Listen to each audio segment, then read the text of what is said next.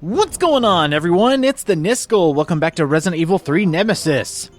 In the last episode, we went through Raccoon City Park and made it all the way to a shack in the middle of the graveyard. Must be the Gravekeeper's quarters.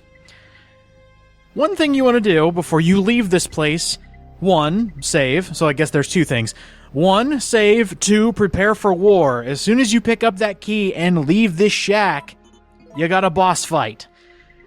I would suggest bringing any and all grenade launcher ammo. That's all kinds of ammo. So freeze, acid, mainly fire, and regular grenade rounds. And bring a handgun with 2 bullets. I'll show you why.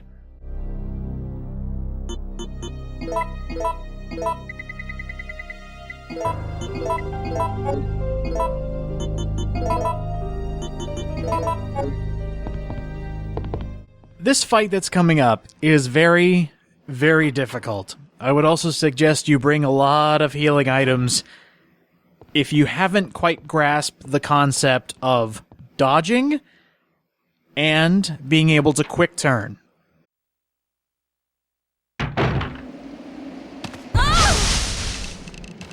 You hear that? What's going on? Whoa!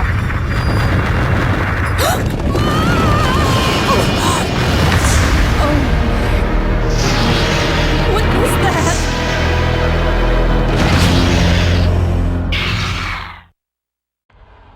You remember this monstrosity from Raccoon City? Yes, we have to fight the Gravedigger. We actually have to kill it to get out of here. At the very beginning of the fight, I would suggest unload on it. Use any and all fire rounds that you have, and use grenade launcher rounds. That'll get it out of there quick. After it dives into the ground once, it'll now start popping up and trying to hit you. Those hits deal so much damage. He's also fast, which doesn't really help. So I would actually say this part, up until now the game has been difficult, but this is where it gets just maddening. Because the Gravedigger can deal so much damage to you, and so quickly, that you almost don't stand a chance if you don't bring any healing items.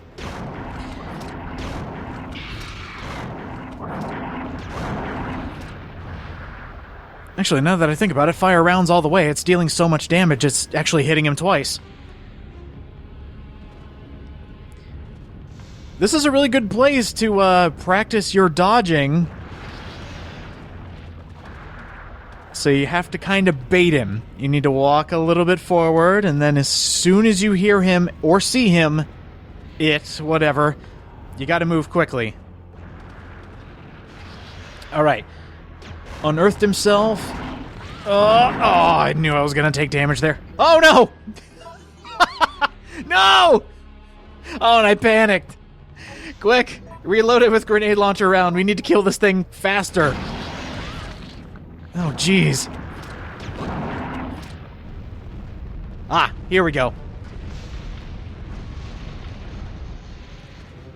When the Gravedigger is at about 75%, at 25% health, when he's almost dead, these 2 poles will bend. And you see this little puddle here? There's 2 ways to kill the Gravedigger. One by force, and I'm on danger, go figure. And the other one via electrocution. The electrocution part is the hard part, because you cannot shoot the poles when he just comes up to try and bite you. You actually have to wait for him to be completely unearthed before you can do this. And it's really hard to aim on this in the first place. And it has to be about right here. And I missed again!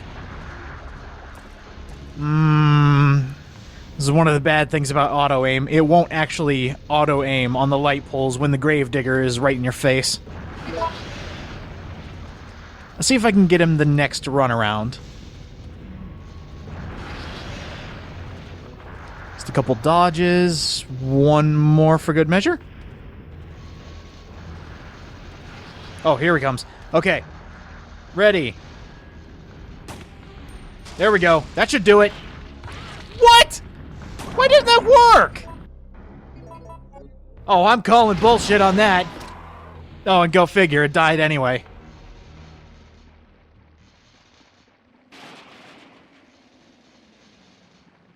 The grenade launcher actually did a lot more than I thought. I've always had trouble fighting the Gravedigger, and I actually killed it via force.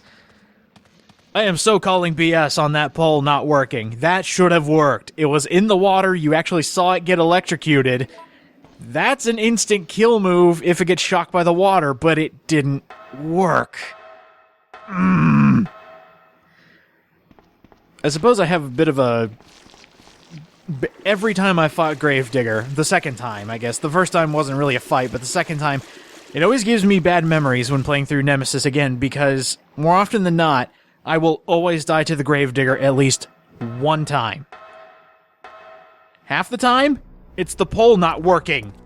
And the other time is when I don't have enough healing items or enough ammo to actually kill it itself, because as soon as you run out of poles to shoot, because they will eventually stop electrocuting, and you run out of ammo, you're gonna have to sit there and die.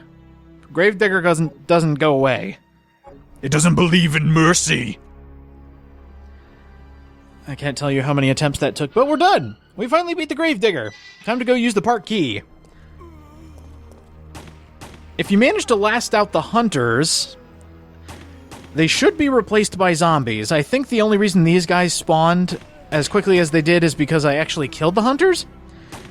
But it's possible they were also there to replace the hunters when you're coming back out here, because there's more zombies than there were hunters out here in this part of the park. Yeah, about this point of the game, it should be mixing around a lot of enemies.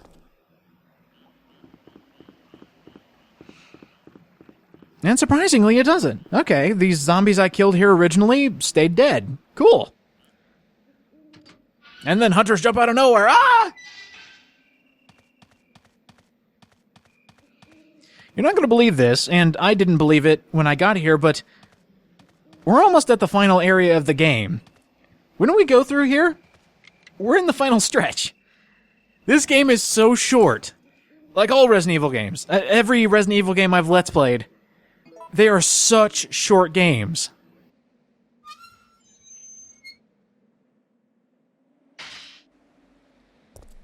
Here we go, final stretch. Oh, there it is, that's where we need to be. Is there anything else we could pick up? No, doesn't look like it. Okay, forget it. No!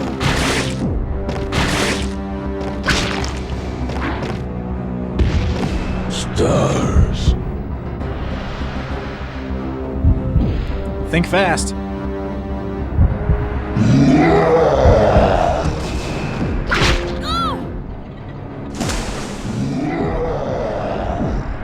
Stars. I love how Nemesis just gives up.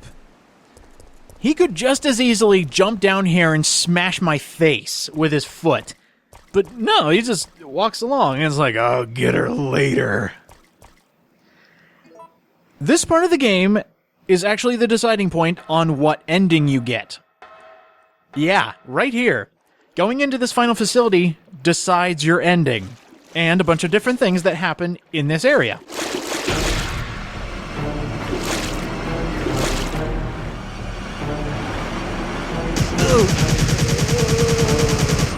Rescuing you is becoming a full-time job. Thanks, Carlos. I owe you. Listen closely, Jill. They're going to launch a missile directly into the city as soon as day breaks. At dawn? But that's only... I know. We don't have much time left. We have to split up and find a way out of here. And hey, watch out for that traitor Nikolai.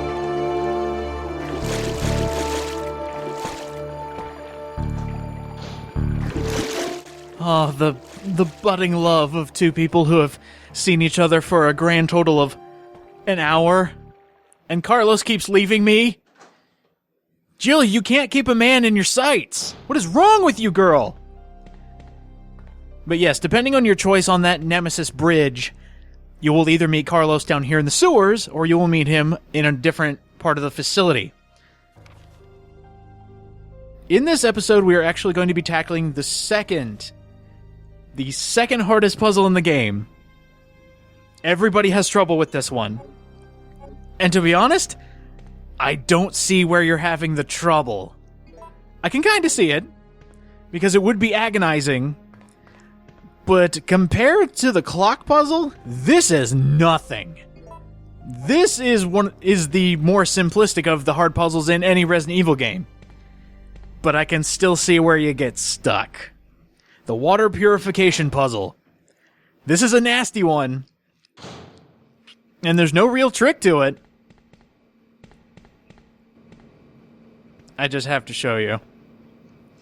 Giving gamers nightmares at having to remember how to finish this one. And trying to do it quickly. That's another thing. I don't know how speedrunners do it with Resident Evil 3. They must have all the solutions in their head. But this one, I don't know how you memorize this. I can kind of see it. In fact, you'll probably see something on screen. I'll think of something. Remember this. We're going to have to bring something back to this.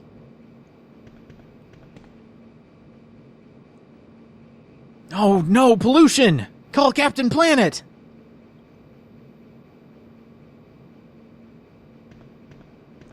Here it is. The water purification puzzle. Oh my god, let's do this. Let's get it over with. Essentially what we're doing, we're using a fresh water sample to clear out the pollution.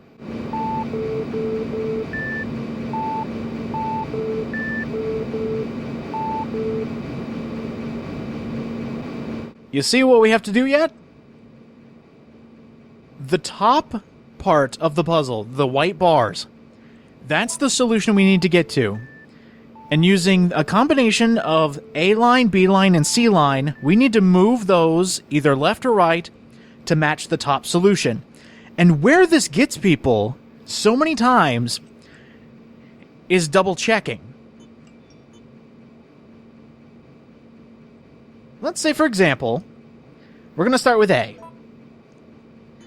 What we're going to do with this is move it over, and double checking your work is the main factor here, because you're going to have to look at all three lines and see if they match. It also doesn't help that each line has different line dashes, which you also have to take into account. If anything, this puzzle is time-consuming. So you know what I'm going to do? Inside the official strategy guide of Resident Evil 3, it gives all 4 solutions to this. And speaking of which, I solved the puzzle. I will also give you a handy guide. On screen, you will see an easy way to do the solutions, just going by left or right. And this is based on the first quadrant at the top of the solution. So if you see those 2 parts of line, that's your solution. And hey, look at that! It's the second hardest puzzle in the game, defeated. That wasn't too bad. We have a lot more to check in the facility. So you know what we are going to do? We're going to get everything ready. We have so many first aid sprays. I still haven't used one. That's the amazing part. I might be able to get through the entire game without using a first aid spray. This is amazing. Let's take the mine thrower. I hate using it, but I feel with this being a Let's Play, I should at least show more of it off. Not going to use it all the time, but I'll at least use it to clear out the little zombies. If there's hunters in here, oh, forget it. Wait, what? What was that with the mine thrower? Oh, well, whatever. Going full hard mode, baby. Get rid of our secondary fire. We don't need it. Here's a good example of killing the Gravedigger the easy way. I'm doing that with all the air quotes in the world. Easy way. Because you only got 2 shots. And if you're unlucky, like me, in probably the 7th fight I've done with this stupid thing, you'll be on danger, you'll have no health left, and you can also cause an accident with these bars here. You can shoot both of them with 1 bullet! If you miss that, you are screwed if you have no ammo. But that is the Gravedigger dead. The second way.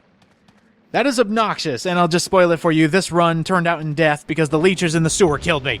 Stars. And now for the alternate choices. Again, these will choose your ending. The one that we chose, jump off, gave us ending 1. Push him off will give you ending 2. But what happens if you do nothing?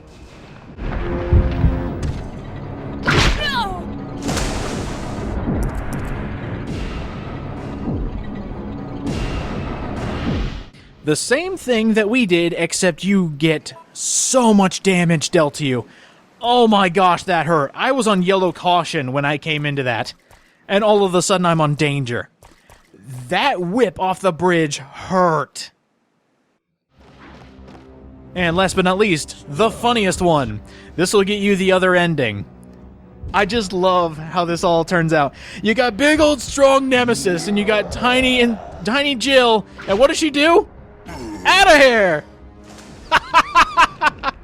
The great and powerful Stars Killer Nemesis, pushed off a bridge Acme style. I'll see you guys next time.